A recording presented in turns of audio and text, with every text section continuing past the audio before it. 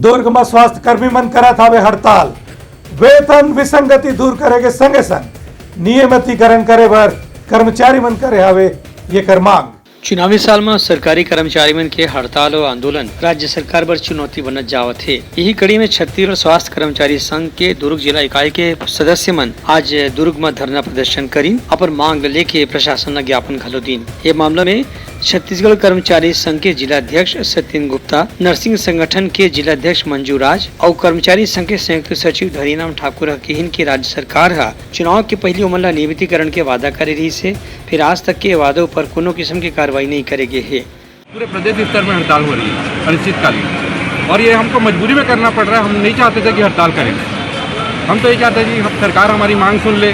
हमने 1 दिन 2 दिन 3 दिन का ध्यान आकर्षण करवा कर उनको ज्ञापन दे देकर कई बार उनको अवगत कराया कि हमारी मांगों को पूरा किया जाए, जो कि एकदम जायज़ मांगे थी, लेकिन सरकार ने हमारी मांगों को कभी नहीं सुना और हमको अनदेखा करते गए। अभी तक मांग आज से नहीं है, सालों से चल रहा है।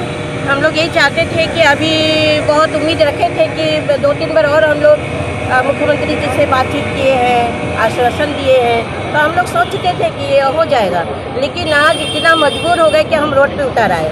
एक नर्सिंग प्रोफेशन को छोड़ के, नर्सिंग जो होता है रीढ़ की हड्डी होती है इलाज के लिए, आप प्रसव में करेंगे जो कहीं पे भी अगर नर्सिंग प्रोफेशन नहीं है तो वो अस्पताल क्या वो पूरा डप है। तो आज हम ये सारी चीज़ छोड़ के जो रोड पे आए हैं, इसका कारण जो है इनके दोष हम श्री मुख्यमंत्री जी को ही दे पाएंगे, क्योंकि अगर वो हमारे मांग को मान लेते या पूरा कर लेते तो शायद आज हमें यहाँ पे रोड पर उतरना नहीं पड़ता। तो पुलिस विभाग की तरह हमें भी 13 माह का वेतन और जो वेतन विसंगति है सारे कैडरों का, यही सब, और HRA और DA, ये हमारी प्रमुख मांगे हैं। उसके अतिरिक्त हमारे 24 मांगे हैं। आंदोलनकारी मन के कहना रही से कि राज्य सरकार जोन भी वादा अपन चुनावी घोषणा पत्र में करे रही से ओखर अनुसार जल्दी से जल्दी कदम उठाना चाहिए, वरना कर्मचारी मन के आंदोलन ला और तेज करे जाही। ब्यूरो रिपोर्ट, पुतलंगा न्यूज।